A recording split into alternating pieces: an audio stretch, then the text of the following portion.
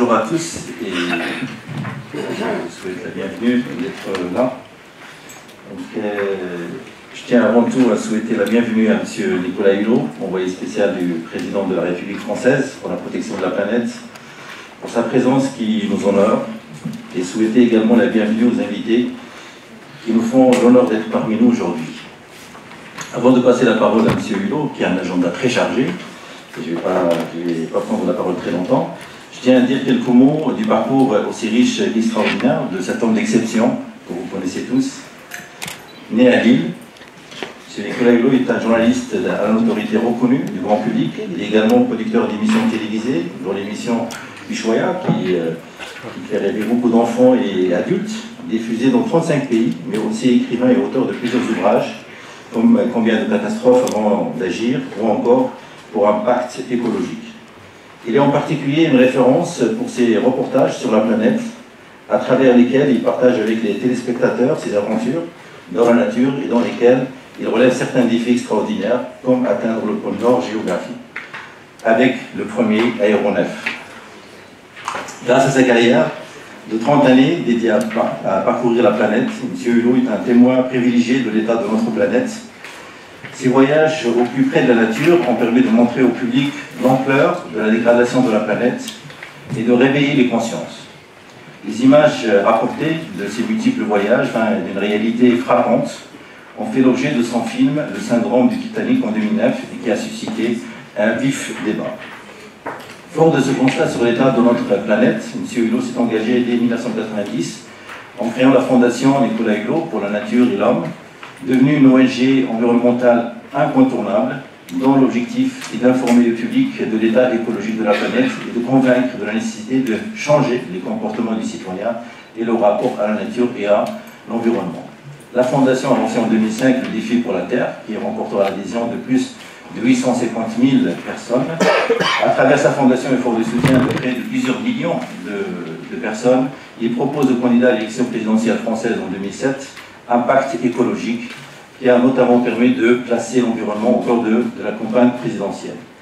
Personnalité connue de tous les Français et à la renommée internationale, M. Hulot est nommé par M. François Hollande en décembre 2012 en tant qu'envoyé spécial du président de la République pour la protection de la planète.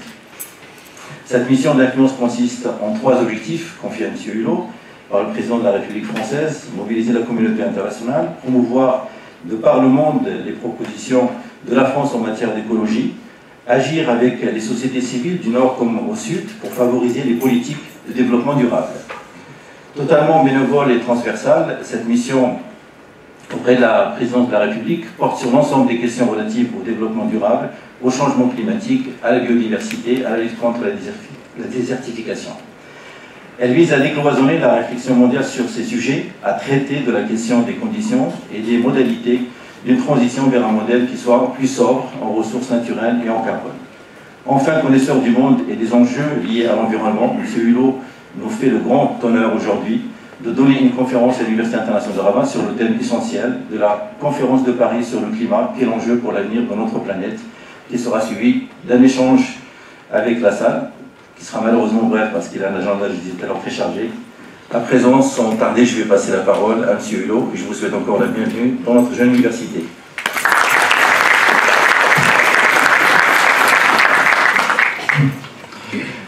Merci beaucoup, Monsieur le Président, pour cet accueil. Merci de votre présence. Simplement vous dire que j'aurais dû être dans ces locaux il y a de cela quelques mois. Pour des raisons qui nous ont échappé à l'un et à l'autre, cette rencontre a été reportée quelque part. Je dirais qu'elle tombe à point nommé parce qu'elle tombe la veille de la contribution de votre pays à son propre engagement climatique que nous allons découvrir demain. Ce qui est un moment très important parce qu'un pays qui a des émissions faibles de gaz à effet de serre a sa propre contribution et quelque part demain donnera un signal excessivement positif au reste du monde. Cette rencontre est à un moment où le Maroc lui-même s'est porté candidat pour accueillir la conférence climat l'an prochain, donc pour prendre le relais de la France. Et donc tout cela vient aussi après la rencontre de haut niveau qu'il y a eu à Paris. Donc je dirais que Le contexte est non seulement favorable, mais particulièrement cohérent. Merci de la brève visite que nous avons faite de l'université qui m'a permis de voir que non seulement vous étiez inscrit dans les mots, la réflexion et l'éducation dans cette démarche, mais que vous l'êtes également dans les faits, puisque visiblement cette université est également un laboratoire. Les mots ont de l'importance. Ils ont l'importance parce que parfois ils peuvent donner une perception tronquée des enjeux, et moi-même il m'arrive parfois d'utiliser des mots peut-être pas forcément à bon escient, ne serait-ce que l'intitulé de ma propre mission. Je suis envoyé spécial du président de la République pour la protection de la planète, ce qui fait beaucoup sourire ma femme d'ailleurs, qui pense que j'ai évidemment un ego et une ambition démesurée. Oui, mon engagement, qui ne date pas d'aujourd'hui, dans un premier temps, était plutôt tourné vers la protection de l'environnement. Mais d'une démarche qui pouvait être justement une démarche environnementaliste, je me suis retrouvé, sans même m'en apercevoir, probablement dans l'engagement qui est le plus humaniste qu'il soit. Et c'est important de le dire parce que la planète peut probablement se passer de l'humanité, mais l'humanité ne peut pas se passer de la planète. Et je dis ça parce que c'est important que nous ne trompions pas de cible, de mots. Ce qui nous réunit ici, ce qui réunit nos deux pays, c'est bien ni plus ni moins, et les mots doivent avoir un sens, et je les pèse, les conditions d'existence de l'humanité, des enfants qui sont déjà dans les cours d'école, ici à Rabat, là-bas à Paris, à Manille, au Bangladesh, ou que sais-je encore, en Amérique du Sud. Il y a une bonne et une mauvaise nouvelle à la fois, que les géologues viennent de nous préciser. Ils nous disent que nous serions, un peu brutalement, rentrés dans une nouvelle ère géologique que l'on appelle l'Anthropocène. Ce qui signifie que l'évolution aurait cessé d'être purement biologique pour devenir socio-culturel. L'homme serait devenu son propre facteur d'évolution. Nous sommes rentrés dans l'ère de l'humanité. Alors la question est de savoir si on doit s'en réjouir ou s'en affliger. Un philosophe français disait « Je déplore que le sort de l'humanité soit dans d'aussi mauvaises mains que les siennes. »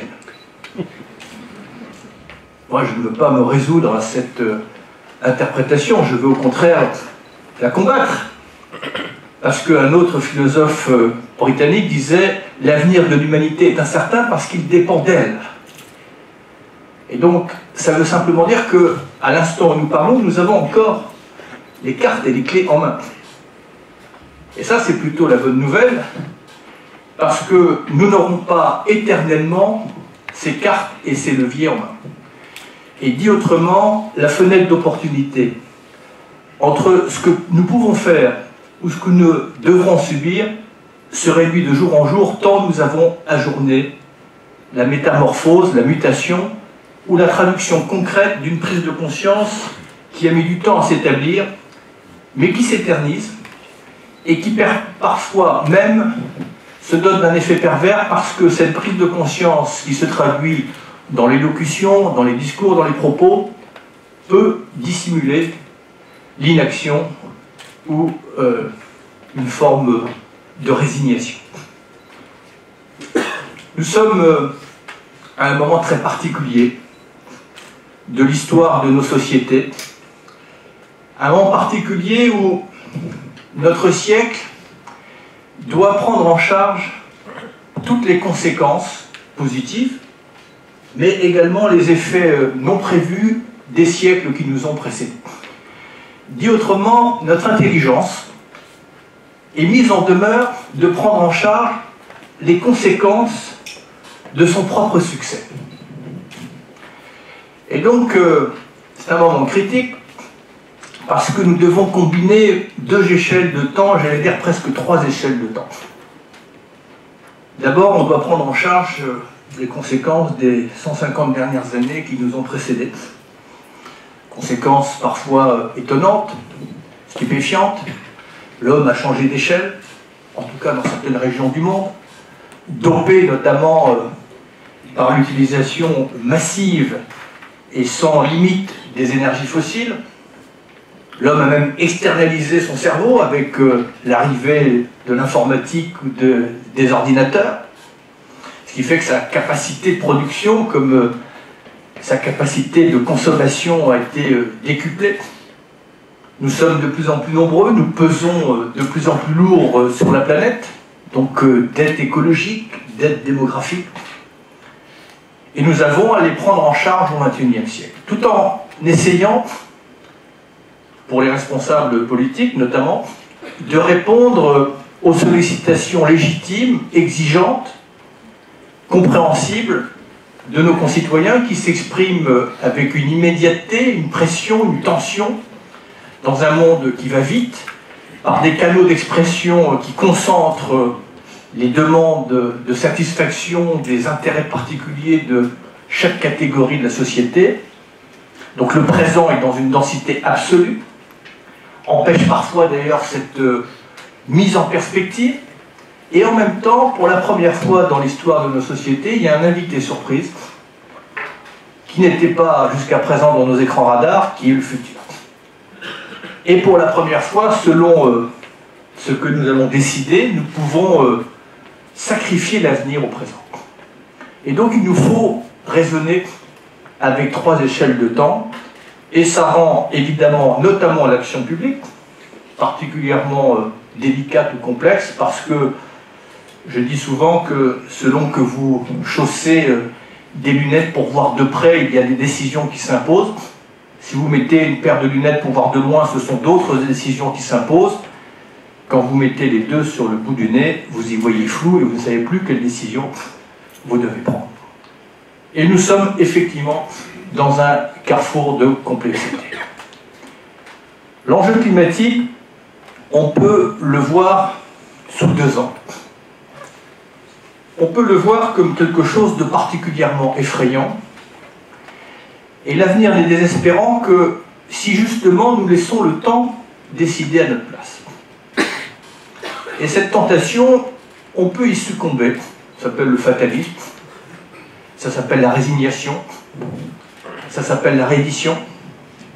Et nous sommes d'ailleurs sur un fil du rasoir où nous pouvons basculer vers cette forme de résignation avec les conséquences que j'évoquerai tout à l'heure, ou au contraire, si nous actons cette contrainte, nous pouvons transformer cette contrainte en extraordinaire opportunité, d'ores et déjà pour une seule et bonne raison, c'est que c'est la première fois dans l'histoire de la communauté internationale qu'il y a un enjeu qui vaut pour tous les continents, toutes les cultures, tous les statuts géographiques, religieux, économiques, et qu'ici il est appréhendé tel quel, c'est-à-dire comme un enjeu universel, peut donner pour la première fois dans l'histoire de nos sociétés une occasion de mettre de côté un certain nombre de contentieux ou de fausses divisions pour nous retrouver non pas sur ce qui nous ressemble, comme nous avons tendance à fonctionner jusqu'à présent, mais nous retrouver et nous unir sur ce qui nous rassemble. Et qu'est-ce qui nous rassemble? C'est une communauté de destin. Et que pour la première fois, nous avons l'occasion de penser la planète comme un espace de solidarité. Pour la première fois, nous devons penser avec une vision universelle. Je ne dis pas que nous y sommes encore. Et d'ailleurs, c'est probablement ce qui fait le plus défaut, c'est notre difficulté à penser universel. À penser que chacun pourra éventuellement tirer son épingle du jeu différemment. Chacun se pense parfois plus intelligent que l'autre. Chacun pense, à tort ou à raison souvent, que sa responsabilité est moins engagée. Chacun pense que l'issue d'une conférence comme Paris n'est pas la même pour tout le monde. Dit autrement, chacun n'a pas encore compris qu'à Paris ou à Rabat, à Marrakech, pardon, l'année prochaine, nous serons tous gagnants ou tous perdants.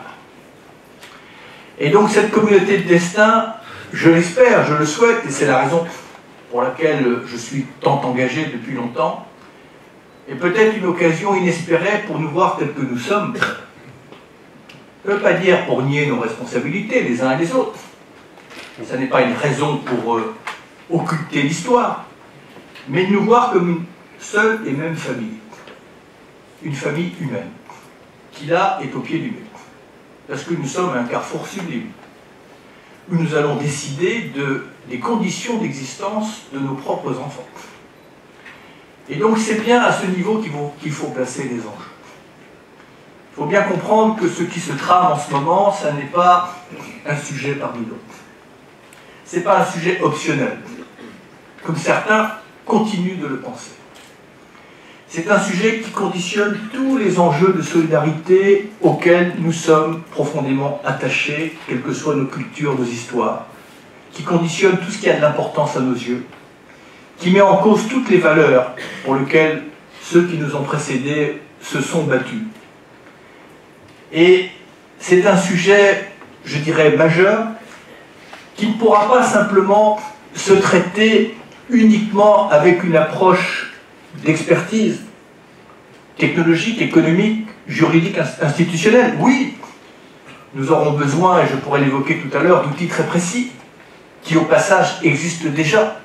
Encore faut-il qu'on les agrège et qu'on leur donne une puissance d'expression et de feu autre pour que l'exception devienne la norme demain. Mais c'est un enjeu qui nous obligera probablement, et j'espère que nous ne ferons pas l'économie de cet exercice, à nous reconsidérer, à nous replacer, à nous resituer, à nous relier.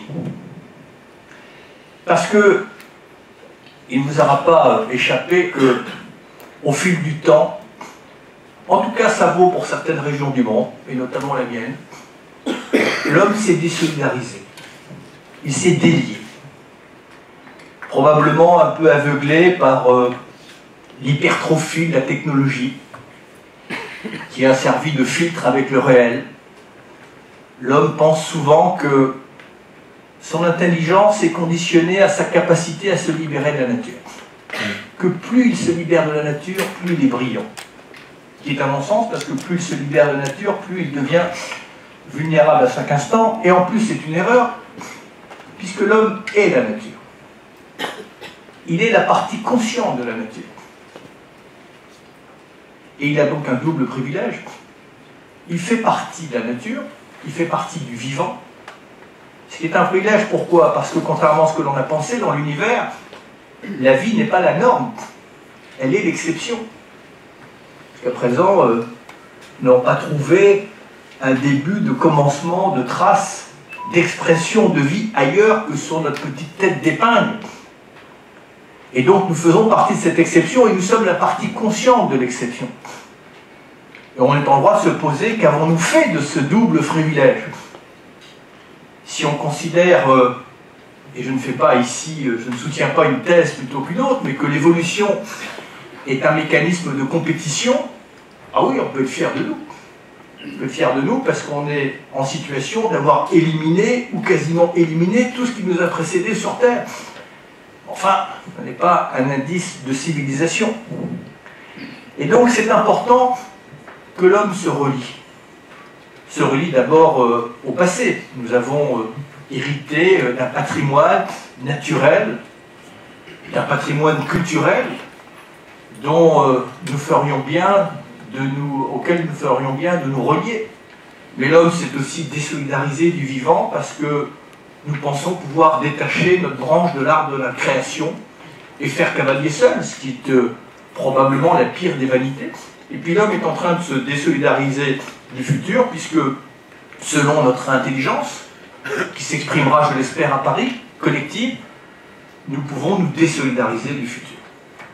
Et donc on voit bien qu'on est à un moment important où l'homme doit acter, non pas pour s'en humilier, mais au contraire pour s'en grandir, qu'il n'est qu'un homme. Vous savez, Jean Rostand disait « La science a fait de nous des dieux avant de faire de nous des hommes. » Redevenons humains.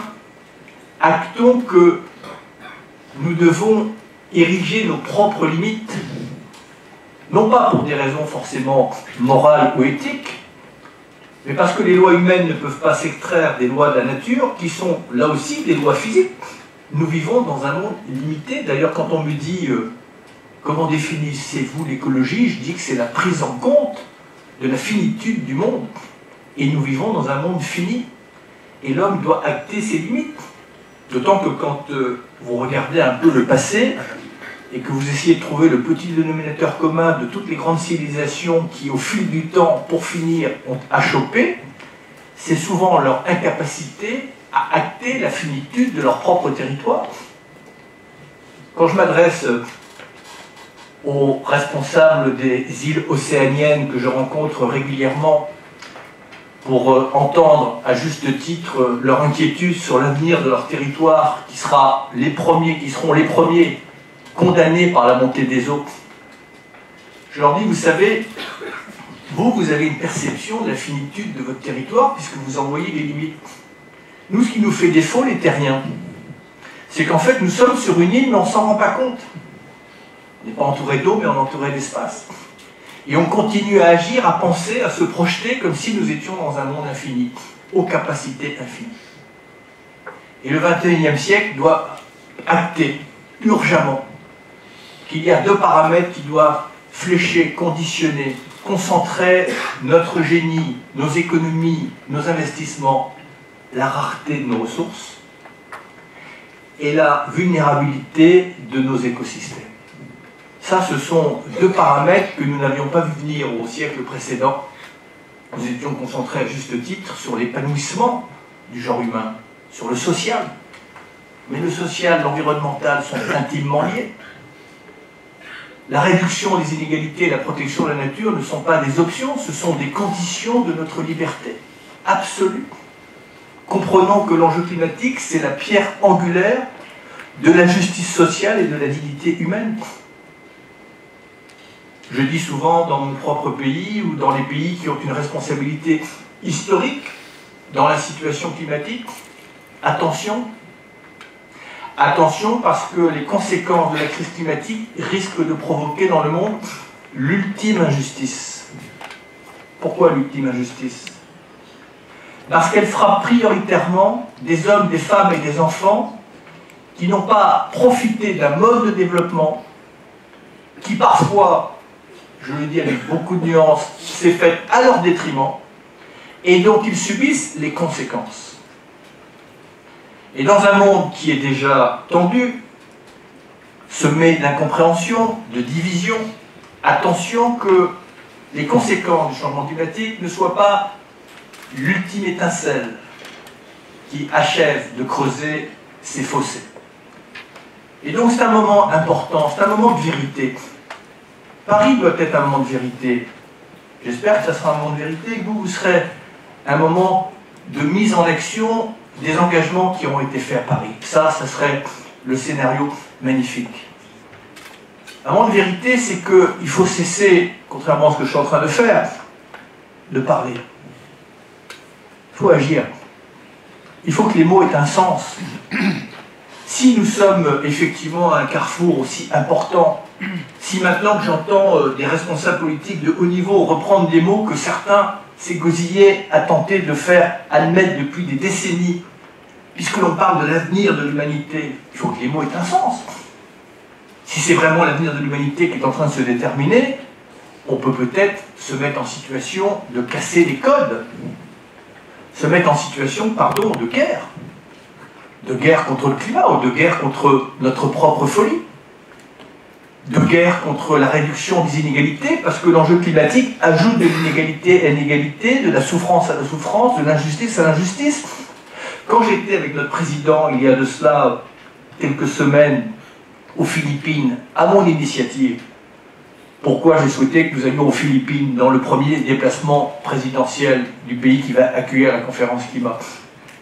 Simplement parce que je voulais rappeler au monde, mais y compris à mon propre gouvernement, que la crise climatique est déjà une tragédie au quotidien pour des centaines de milliers de personnes, et même pour des millions de personnes. Qui sait que chaque année, ce sont entre 20 et 30 millions de personnes qui sont obligées de se déplacer à cause des changements climatiques, 3 fois plus que le climat.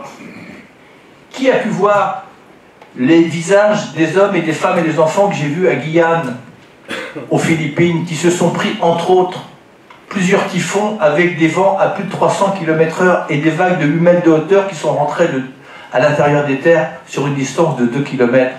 Pour ceux qui ont survécu, je ne parle même pas de ceux qui, évidemment, n'ont pas survécu, mais à chaque fois, ils descendent d'un cran dans leur capacité de résilience. Les pêcheurs de Guyane ont vu tout leur matériel de pêche dévasté, les paysans ont vu leurs terres submergées par des eaux salées. Et qu'est-ce qu'il leur reste demain pour rebondir? Rien. Donc c'est un enjeu de solidarité majeur. Quand je dis majeur, c'est que donner l'illusion que l'on pourra traiter ça à la marge, que l'on pourra continuer un modèle économique et énergétique à l'identique, avec quelques accommodements, quelques corrections. Moi, c'est une mystification à laquelle je ne veux pas adhérer. Il faut changer profondément notre système, notre vision. Mais est-ce qu'on doit s'en effrayer? Moi, je crois qu'on peut s'en réjouir. Il y a un monde à réinventer. Et ce monde est déjà en gestation. Certains jours, je l'entends pousser. Et il y a cette jolie phrase qui dit que dans une forêt, on entend l'arbre qui tombe, mais on n'entend pas les milliers d'arbres qui poussent.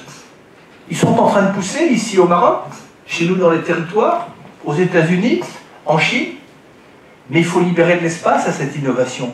Il faut fixer un cap, il faut fixer un horizon, il faut avoir une vision commune, il faut mutualiser nos intelligences, passer d'un modèle économique qui a été et qui est toujours basé sur une forme de compétition, qui fait que ce que l'on gagne ici, on en prive d'autres là-bas, d'une mondialisation qui est basée sur le libre-échange alors qu'on devrait la baser sur le juste échange, d'un modèle économique qui a été basé sur la prédation des ressources alors qu'il devrait être basé sur la protection des ressources, d'un modèle économique qui devrait revenir à l'origine même du mot économie, économiser. D'ailleurs, dans toutes les religions, on nous rappelle à l'ordre, soyez économes de la nature. L'avons-nous été? Non, nous ne l'avons pas été.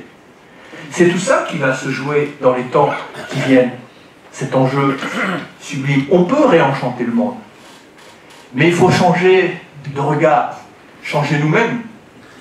Moi, je ne m'exclus pas de cela, je l'ai dit souvent, je ne suis pas né écologiste. Le suis-je devenu? Je n'en suis pas encore totalement certain. Mais Gandhi le disait bien, si on veut changer le monde, nous devons changer nous-mêmes, parce que le monde contient bien assez pour les besoins de chacun, mais, disait-il, pas pour la cupidité de tous. Et donc, on me dit souvent, êtes-vous optimiste pour la conférence de Paris? Et en plaisantant, je dis, ça dépend à quelle heure de la journée vous me rencontrez. Ça dépend de ce qui s'est passé la veille, ça dépend de l'interlocuteur que j'ai pu rencontrer. Je suis lucide sur la difficulté. Lucide sur la difficulté du processus lui-même. Certains ont conscience ici que quand déjà vous devez réunir une réunion de copropriétaires à 4 pour décider qui va payer pour ravaler la façade de l'immeuble, ça se termine rarement autour d'un thé vert. Mais quand vous devez réunir 195 États pour leur suggérer de renoncer à exploiter 70% des énergies fossiles que nous avons encore facilement accessibles sous les pieds, chacun peut comprendre que l'exercice est périlleux. Je dis ça parce que il faut appeler un chat un chat. Si on veut avoir une petite chance de réaliser les objectifs de la conférence de Paris auxquels je vais revenir tout de suite, il n'y aura pas d'autre solution que de renoncer à exploiter 70% des réserves d'énergie fossile que l'humanité a facilement accessibles sous les pieds. Réunir 195 États, une gageure, et ça n'est pas parce que c'est la France qui accueille la conférence que nous allons spontanément réussir là où d'autres ont échoué. D'autant plus que, pour avoir fait non pas le tour des 195 États, mais d'une bonne partie d'entre eux, je sens en poindre une sincère volonté. D'abord parce qu'il y a une bonne nouvelle, c'est qu'aucun de ces 195 États ne conteste la responsabilité humaine des changements climatiques, ce qui n'était pas le cas il y a encore peu de temps. Vous aviez encore ce qui s'exprimait, pas simplement à travers des groupes isolés, mais même au niveau des responsables politiques, qu'on appelle le climato-scepticisme. Globalement, il est résorbé au niveau des États, personne ne conteste, avec ce danger que ce climato-scepticisme se transforme en climato-fatalisme. Chaque État est dans une disposition, mais interprète d'une manière propre une notion des Nations Unies que l'on appelle la responsabilité commune mais différenciée. Dit autrement, chacun m'explique avec beaucoup de sincérité, de conviction et de vérité combien cet enjeu est majeur, mais combien sa responsabilité est moindre que son voisin, combien sa capacité ou sa situation est moins favorable que son voisin ou qu'un autre partenaire pour participer à l'effort. Et quand vous prenez isolément les arguments des 195 États, ils ont tous raison. Quand vous les prenez collectivement, c'est une attitude suicidaire. Et moi, entre autres, mon rôle, c'est d'essayer de faire en sorte que chacun comprenne que son intérêt propre, c'est d'en faire le maximum, en fonction, évidemment, de sa situation sociale, économique, humanitaire. Ce qui différencie aussi le contexte 2015 par rapport au contexte précédent, c'est que malheureusement, notre meilleur allié, ce sont les événements eux-mêmes. Il y a un principe que chacun connaît ici, c'est le principe de réalité. Vous pouvez tourner le dos à la réalité, mais à un moment ou à un autre, elle vous rattrape. Que nous avaient dit les experts scientifiques au début du processus des Nations Unies, il y a un peu plus de 20 ans, et notamment les premiers rapports du GIEC. Ils nous avaient dit les premières manifestations des changements climatiques, vous pourrez les décrypter dans la multiplication et l'intensification de ce que l'on appelle les extrêmes climatiques. Et force est de constater qu'aucun territoire, alors peut-être pas de la même manière, pas d'une manière aussi spectaculaire, n'échappe à la manifestation et l'intensification des événements climatiques, que ce soit l'accélération, la désertification, la multiplication de phénomènes météorologiques qui font ouragans, submersion, sécheresse, incendie, que sais-je encore.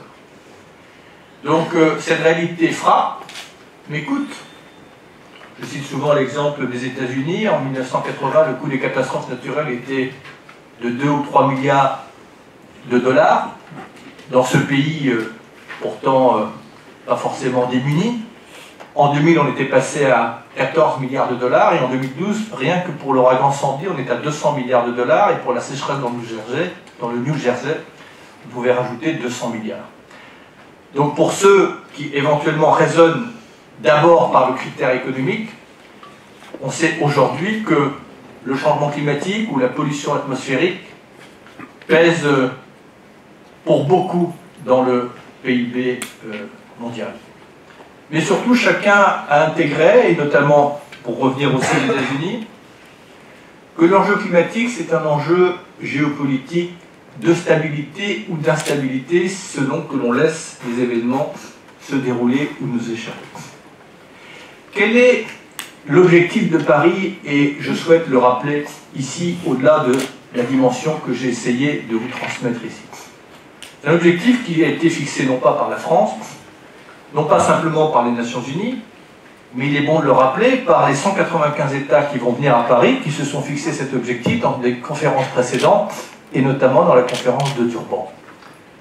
L'objectif de Paris, c'est d'avoir un accord global, juridiquement contraignant, et que cet accord mette l'humanité sur une trajectoire de réchauffement climatique qui soit en deçà de 2 degrés d'élévation de température par rapport à l'ère pré-industrielle.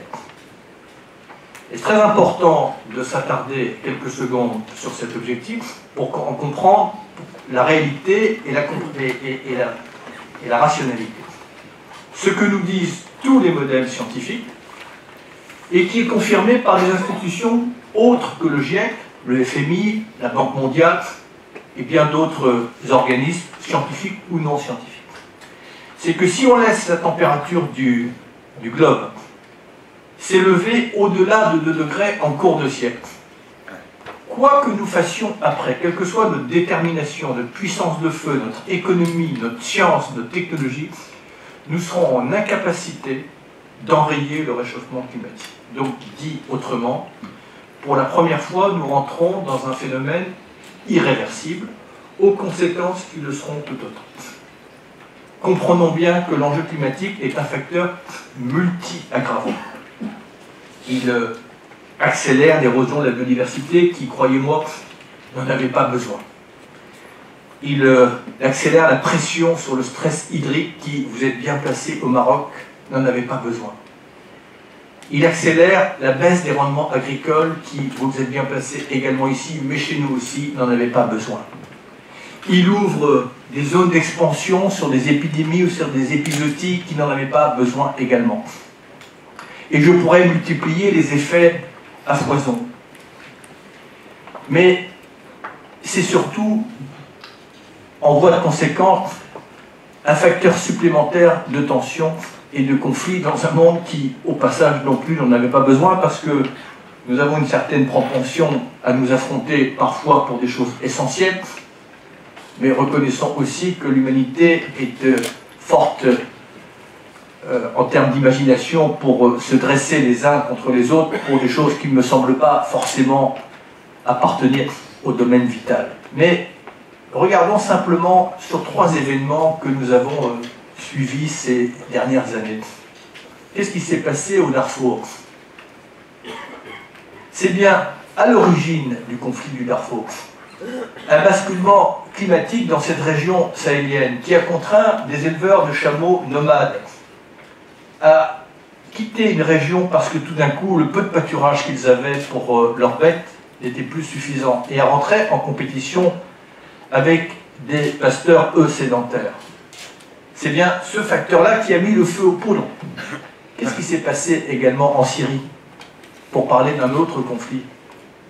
C'est bien parce que dans le nord-est de la Syrie, il y avait un phénomène de désertification qui a été accéléré par les changements climatiques, qui a eu pour effet que 80% des rendements agricoles ont chuté, les rendements agricoles, pardon, ont chuté de 80%, et que les troupeaux ont été décimés de 50%, et ça a condamné à l'exode plus d'1,5 million de personnes. Je ne dis pas que ce sont les changements climatiques qui ont provoqué le conflit syrien, je dis simplement que c'est un facteur aggravant, et si vous regardez ce qui s'est passé au Nigeria ou au Tchad, vous verrez aussi qu'à l'origine de tout ce qui s'est passé là-bas, c'est un enjeu climatique, ou en tout cas un paramètre climatique, qui a probablement mis le feu aux poudres. Et puis, simplement, si l'on regarde, nous, les Européens, si enfin d'ailleurs, on veut bien regarder ce qui se passe jusqu'à présent dans une forme d'indifférence au sud de l'Italie, et j'en vois encore cette semaine des démonstrations absolument insoutenables. Et si on regardait, on déroulait le fil de l'histoire de chaque homme, femme ou enfant qui vient se perdre dans cette Méditerranée, je pense que l'on trouverait beaucoup d'histoires qui sont liées à la désertification. Donc tout ça pour expliquer que l'Europe doit comprendre, entre autres, que son sort est lié à celui de l'Afrique. Mais l'humanité doit comprendre aussi que chaque pays est lié au destin de l'autre.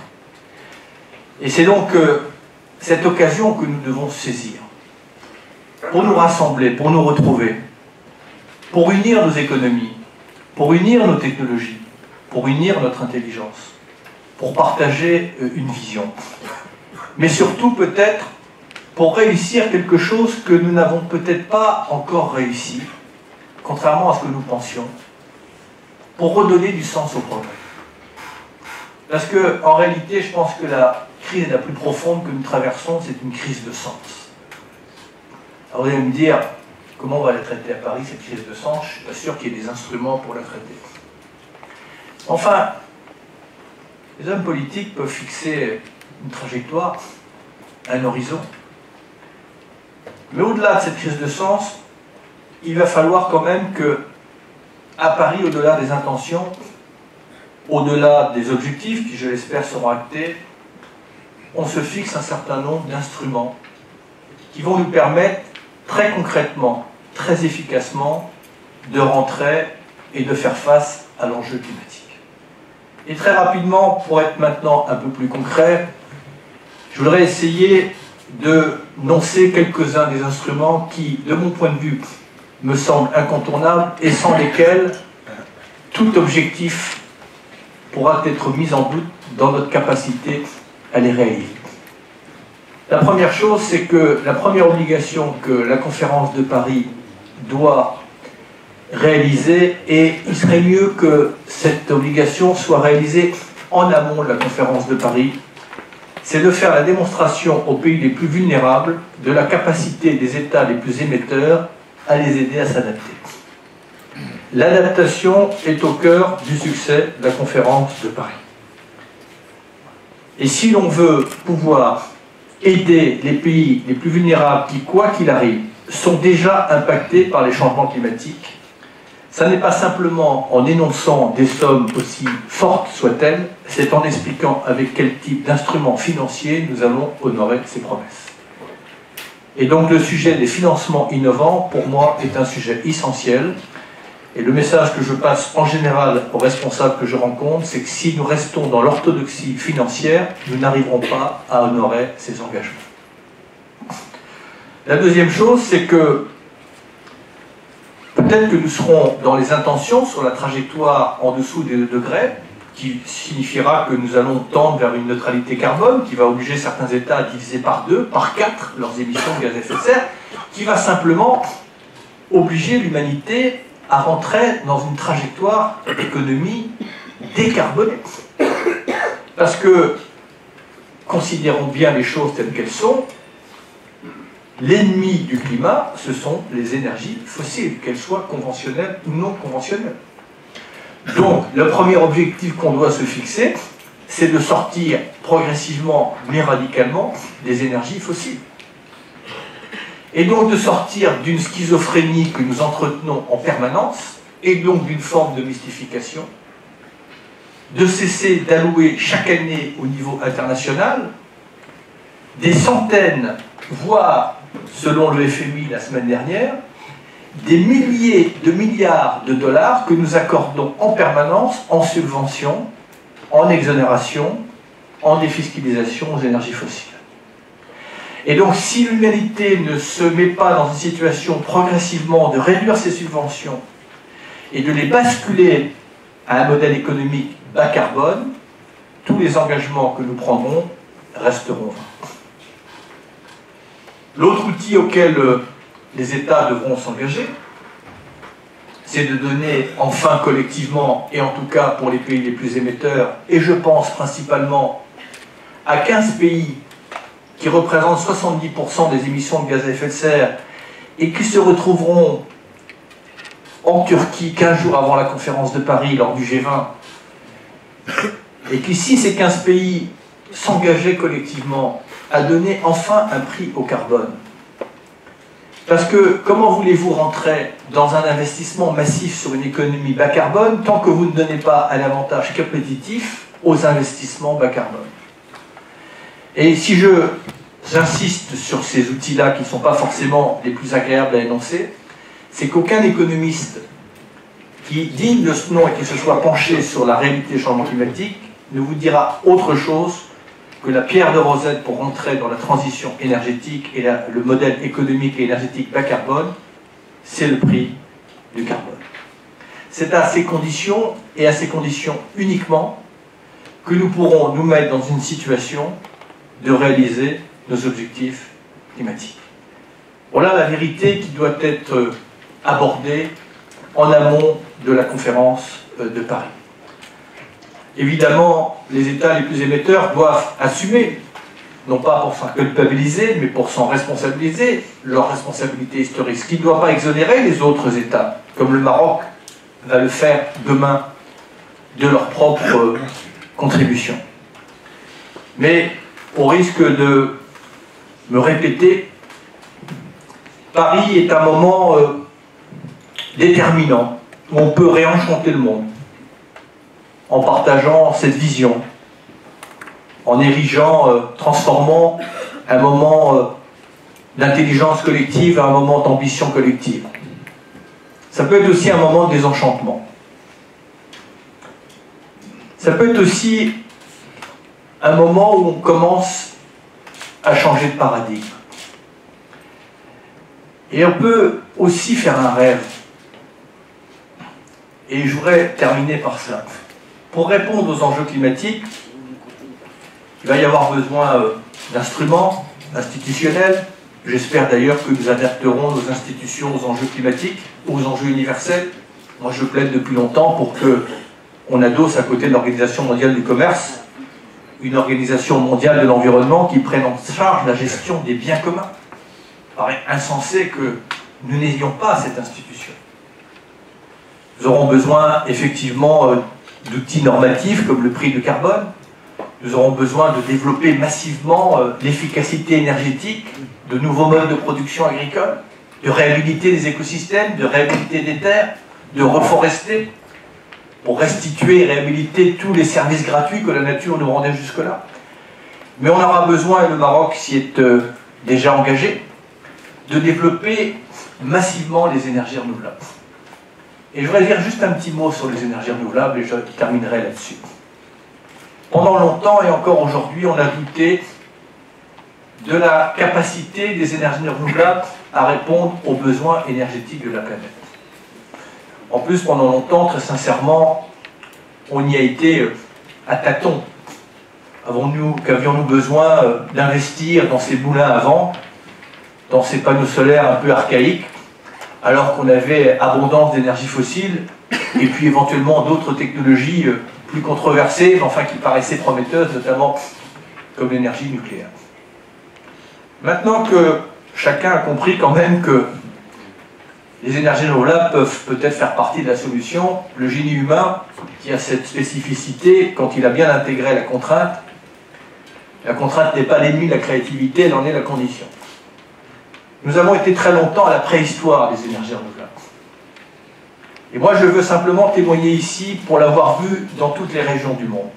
Au Maroc, aux États-Unis, à Abu Dhabi, où j'étais il y a quelques jours, et dans d'autres territoires, il y a une révolution qui est en train de se mettre en marche sur les énergies renouvelables.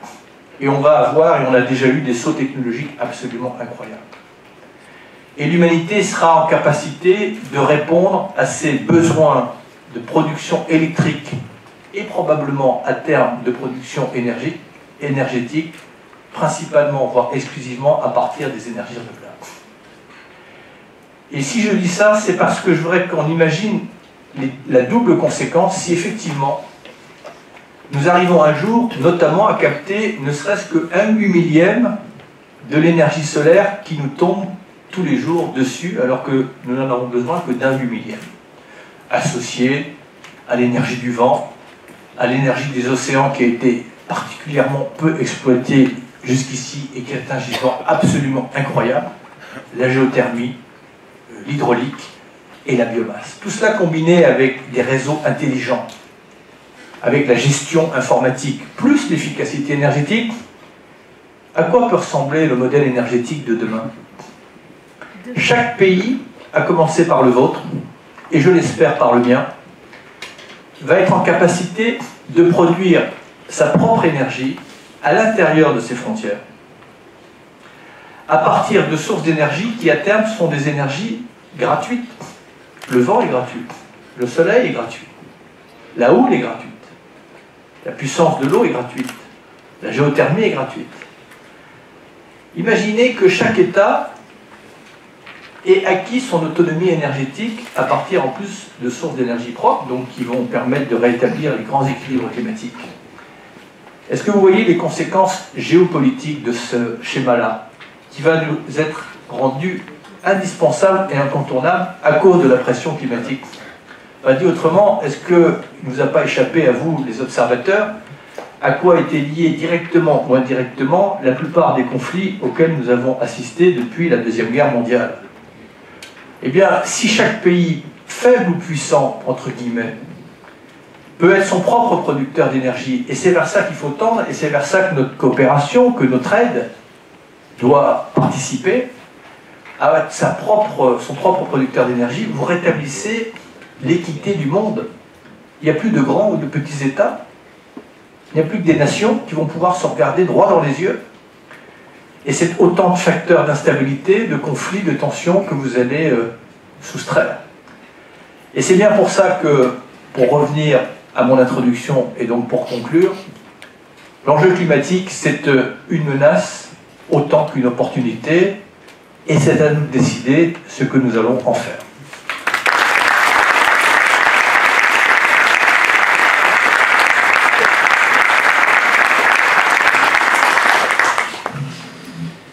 Merci, cher Nicolas, pour cet exposé qui nous interpelle tous sur les enjeux du climat et ses conséquences sur l'avenir de l'humanité, ainsi que les injustices et fractures sociales que cela peut induire. Sans tarder, je sais que vous me regardez pour que je maintienne le temps. Je vais passer la parole à la salle et voir s'il y a des questions. Et présentez-vous, s'il vous plaît. Oui, à droite.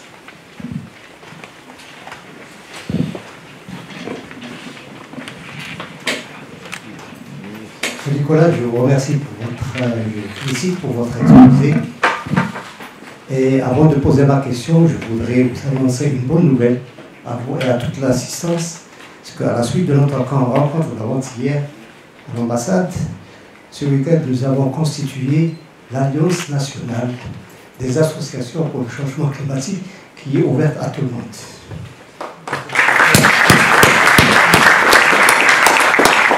Elle regroupe 40 réseaux d'associations. Alors, ma question, je suis vraiment sincèrement très convaincu par les objectifs de la COP21, notamment en termes d'atténuation et en termes également de financement. Mais je voudrais vous demander, est-ce que l'accord qui est intervenu entre les États-Unis et la Chine contient cet aspect de contrainte juridique? Parlez-nous un petit peu de cet accord et de cet aspect de contrainte. Je vous remercie. D'abord, me réjouir que notre rencontre à l'ambassade de France ait pu provoquer ou accélérer cette alliance, à laquelle je vous invite évidemment de continuer, parce que ce que nous nous étions dit, il faut absolument que vous installiez, et je m'en ferai le relais, je m'en suis fait le relais auprès du ministre de l'Éducation encore hier soir, je m'en ferai le relais auprès de votre chef de gouvernement dans 3 quarts d'heure, un véritable dialogue construit, structuré, régulier entre les ONG et les autorités. C'est ce que nous avons réussi à faire, pas sans mal, en France, à l'issue du pacte écologique et du Grenelle de l'environnement. Mais ce dialogue, en réalité, est productif tant pour les autorités que pour les ONG. Et évidemment, si vous êtes unis, ça sera d'autant plus facile pour installer ce dialogue, pas simplement pour être reçu, mais je l'espère également pour être écouté. La Chine et les États-Unis, qui, comme vous le savez, représentent 40% des émissions de gaz à effet de serre, avec d'un côté la Chine qui vient de dépasser en volume absolu les États-Unis en termes d'émissions de gaz à effet de serre, mais reconnaissons que par habitant, les États-Unis émettent encore 4 fois plus que les Chinois en termes d'émissions de gaz à effet de serre. Mais enfin, vous avez là 2 contributeurs qui, évidemment, détiennent une bonne partie des clés d'une réussite de la conférence de Paris. Pour l'instant, les engagements de ces 2 pays, que ce soit la Chine, qui a prévu un pic d'émissions à 2025, si je ne me trompe pas, et les États-Unis, qui ont prévu leur propre ambition, ne sont pas, ni l'un ni l'autre, me semble-t-il, à ce stade, à la hauteur de l'objectif de Paris d'être en dessous des 2 degrés. Mais ça fait partie aussi, pardon d'employer l'expression, du jeu des négociations. Chacun ne met pas immédiatement tout de suite sur la table des négociations ses contributions définitives. Et donc il faut espérer que pour ces pays, mais je dirais même pour d'autres, toutes ces ambitions soient rehaussées avant la conférence de Paris, pour qu'on soit évidemment sur la trajectoire de Degrelle. Nous aurons une photographie complète des contributions nationales, qu'on appelle les INDC, au mois de septembre, puisque c'est la date butoir. Probablement que nous saurons à cet instant-là que la somme de ces contributions, de ces engagements nationaux, ne seront pas suffisants, et c'est là que la diplomatie onusienne, mais la diplomatie mondiale, à laquelle d'ailleurs je demanderai au Maroc de nous aider dans ces relations qu'elle peut avoir avec quelques grands émergents, devra se mettre en branle pour essayer de rehausser la barre. Donc tout n'est pas dit, mais juste pour ces deux pays, et après je vais répondre à la forme juridique, l'état d'esprit de ces deux pays est bien différent de celui qui les animait au moment de la conférence de Copenhague, pour les raisons évoquées concernant les États-Unis, puisqu'ils sont maintenant impactés sur un plan économique par les conséquences des changements climatiques qui pèsent lourd dans leur PIB. Dans le même temps, notamment dans les États de la côte ouest des États-Unis, l'opportunité économique pour résoudre les changements climatiques leur paraît assez évident, donc ils ont bien compris qu'il valait mieux investir en amont et que les règles soient établies le plus tôt possible. Et puis j'ajoute à cela que les plus climato-conscients des États-Unis, ce sont les stratèges militaires qui ont conscience de l'importance comme facteur d'instabilité des conséquences en chaîne et en cascade des changements climatiques. Côté chinois, les choses ont évolué aussi. Là aussi, sous le principe de réalité, les Chinois ne sont pas rentrés dans l'enjeu climatique forcément pour le climat, mais par le biais de la pollution. Vous savez qu'en Chine, ça coûte une grande partie, je pense que c'est 2 ou 3% du PIB, sur les conséquences sanitaires et économiques de la pollution atmosphérique. Et donc, les Chinois et les autorités chinoises sont en situation d'état d'esprit de crainte légitime de manifestation de masse des classes moyennes à cause des conséquences de la pollution. Et la pollution atmosphérique en Chine, évidemment, trouve ses origines dans les mêmes causes qui provoquent les changements climatiques. Donc, ils ont planifié, dans tous les plénums chinois, avec ce qu'on appelle une notion de civilisation écologique, qui est nouveau dans le vocabulaire chinois, un certain nombre d'objectifs. Et au passage, notons que notamment dans le développement des énergies renouvelables, la Chine va beaucoup plus vite qu'elle ne l'avait prévu, ayant en 2012 dépassé ses objectifs de 2020. Et je cite souvent cet exemple qu'il faut prendre avec prudence, mais pour vous donner un peu la puissance de feu. En 2012, la Chine a développé, en termes de capacité de production d'énergie renouvelable, l'équivalent de notre capacité de production nucléaire française. Donc c'est vous dire qu'ils vont excessivement vite. Maintenant, sur la forme juridique de l'accord, parce que ça c'est un point d'achoppement, nous savons d'ores et déjà que le Congrès américain ne ratifiera pas un traité international qui pourrait être pris à Paris. Laurent Fabius et le ministère des Affaires étrangères et également les Nations Unies travaillent évidemment, les juristes, sur la forme juridique de l'accord pour que nous n'achoppions pas simplement sur une rigidité de cet accord. Je ne suis pas juriste moi-même et pas familier du droit, mais les États-Unis, pour ne parler que d'eux, peuvent prendre un engagement international. Et le président Obama, s'il le souhaitait, peut le mettre en œuvre sans forcément passer par la ratification du Congrès. Il y a des précédents juridiques qui l'y autorisent. Ça m'a été expliqué, non pas dans le détail, mais grossièrement, notamment par l'ancien vice-président Al Gore. Donc c'est simplement une question de volonté. Moi, j'ose espérer que le président Obama, qui évidemment détient une bonne partie des clés, je dirais même des clés psychologiques, qui a, au niveau des mots, des discours, franchement, on n'a plus rien à lui demander. Maintenant, là aussi, il en vaut pour lui comme pour beaucoup, il va falloir voir si ces mots sont suivis des faits. Et nous avons quelques raisons d'espérer, quelques raisons de désespérer.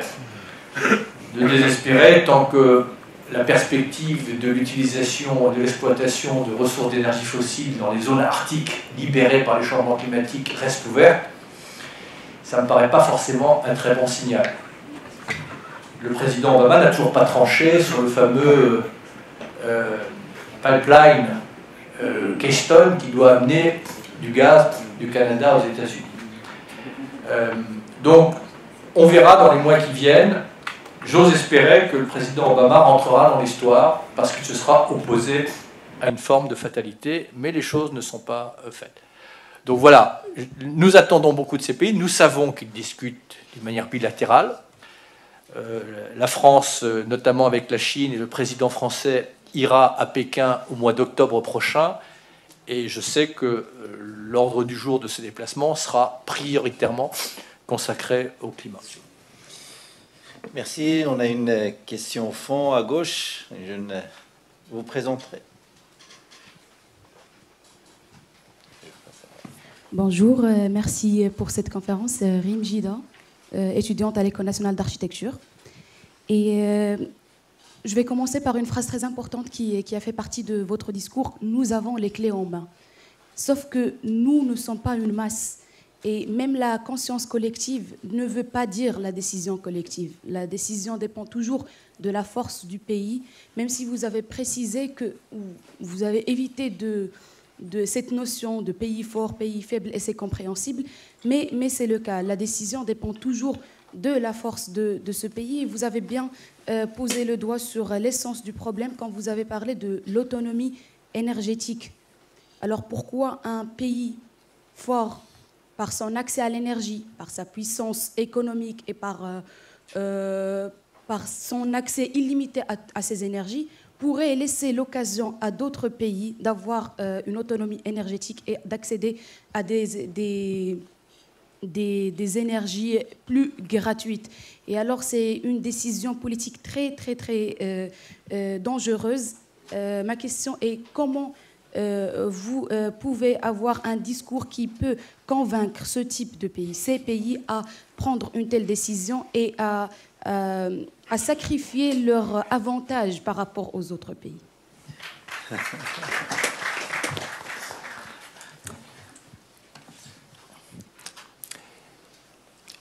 La pauvreté,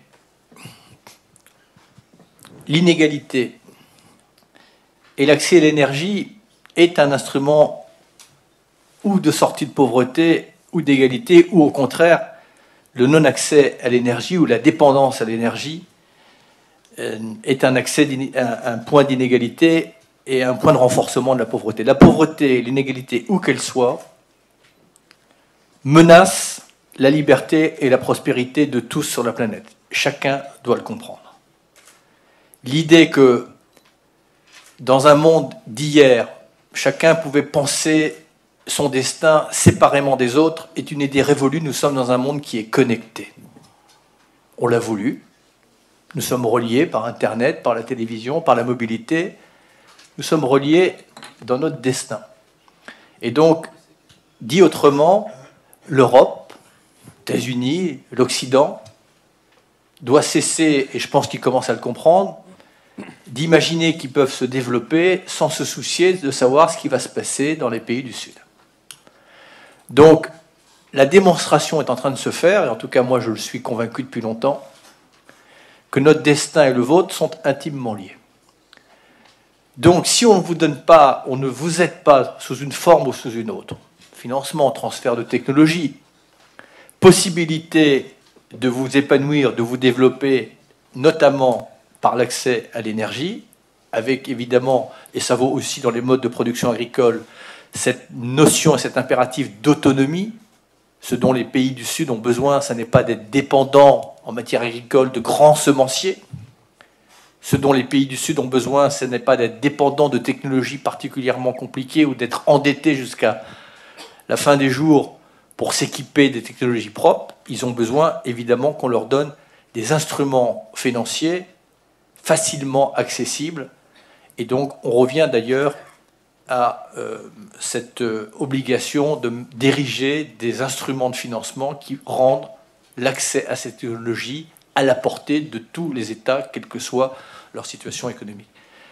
Donc voilà, la question ne se pose pas, en tout cas de mon point de vue, et moi je ne fais simplement que relayer les choses, je dirais les choses très cyniquement. Si l'Occident ne fait pas ça pour les pays du Sud, il faut qu'il le fasse pour eux. Parce que, encore une fois, nous avons une communauté de destin avec les pays du Sud. Et je pense que les événements nous en font la démonstration tous les jours. Voilà. Donc ce temps où chacun pouvait penser séparément des autres, ce temps, encore une fois, est révolu.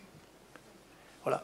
Nous n'aurons aucun argument si nous laissons la désertification, si nous laissons la pauvreté, si nous laissons les inégalités se cumuler.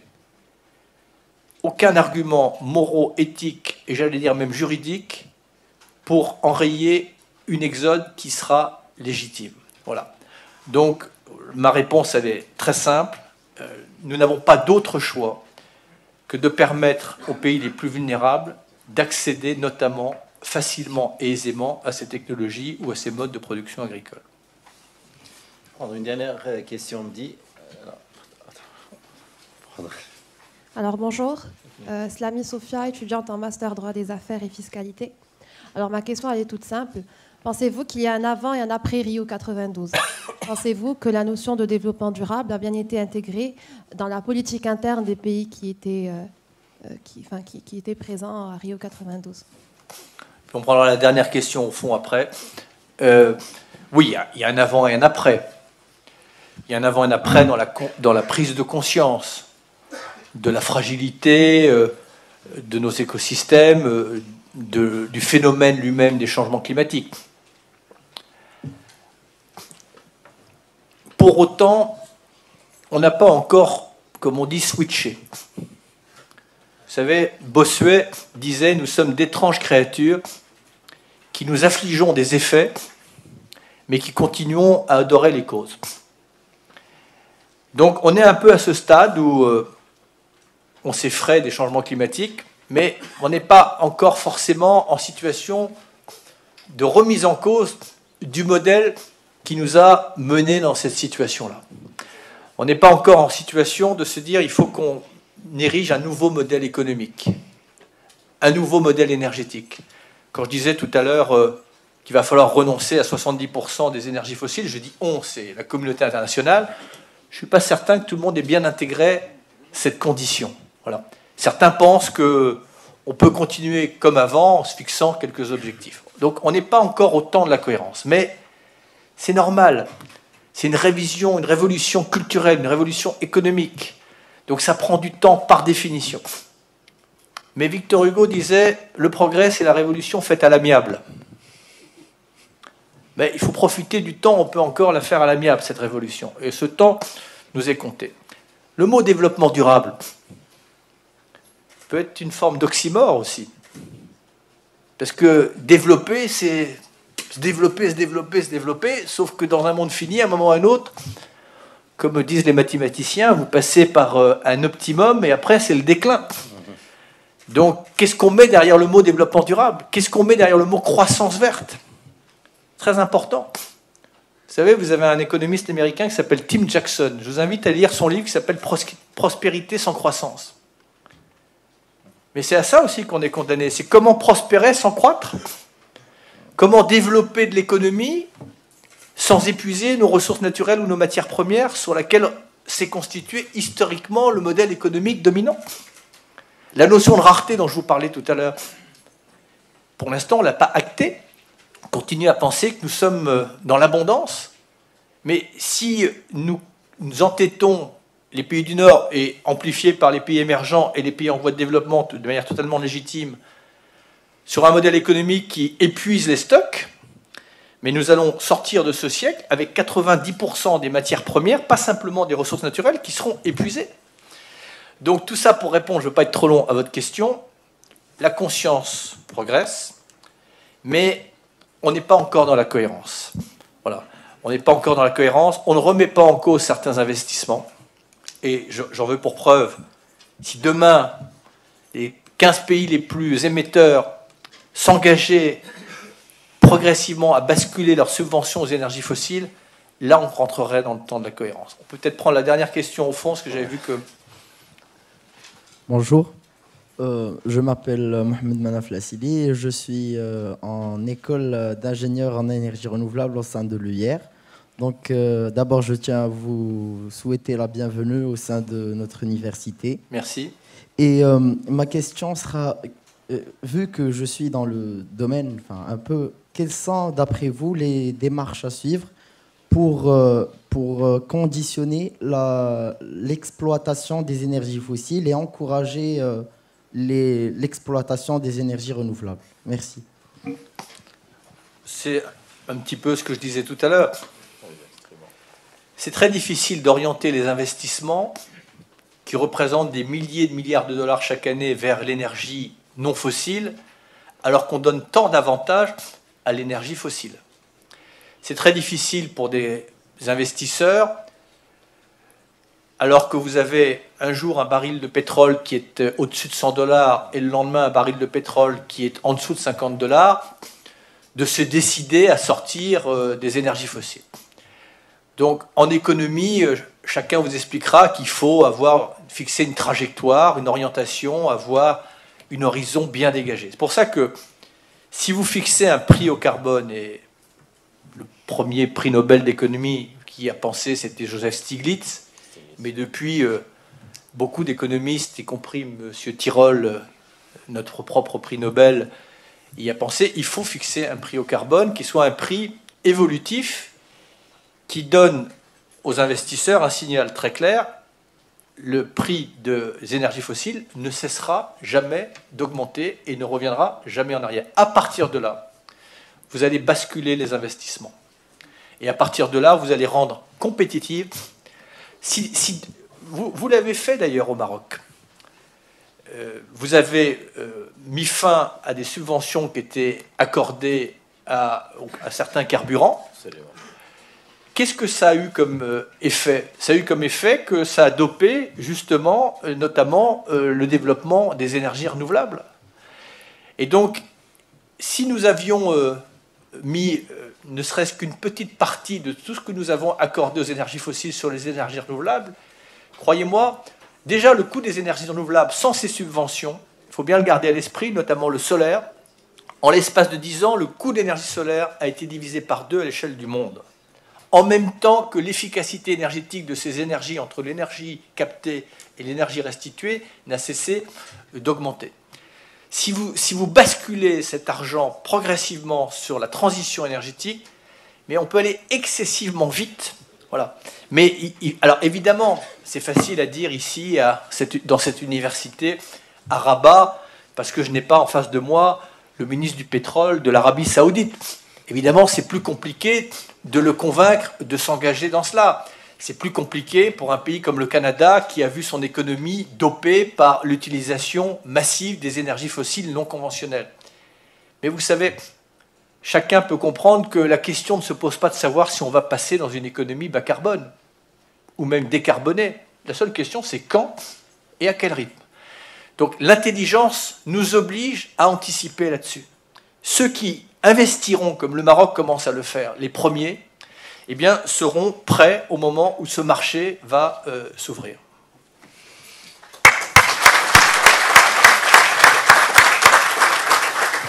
Merci infiniment. Merci. Et merci à l'assistance. Merci.